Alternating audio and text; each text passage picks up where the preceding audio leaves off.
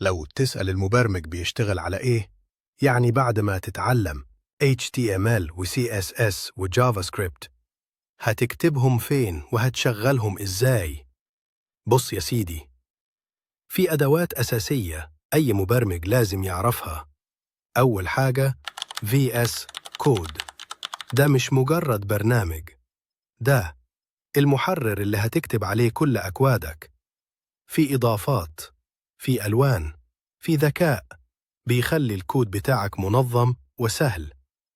تاني حاجة Git، ده بيحفظ نسخ من شغلك، يعني لو لخبطت في حاجة ترجع بالزمن وتسترجع آخر نسخة شغالة.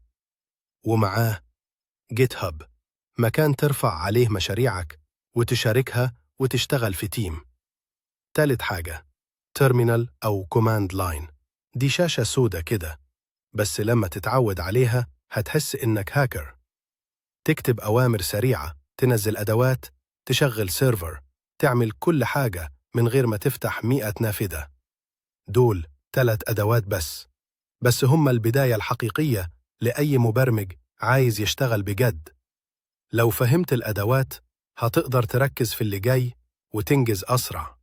فهمني، تابعني علشان نكمل باقي السلسلة.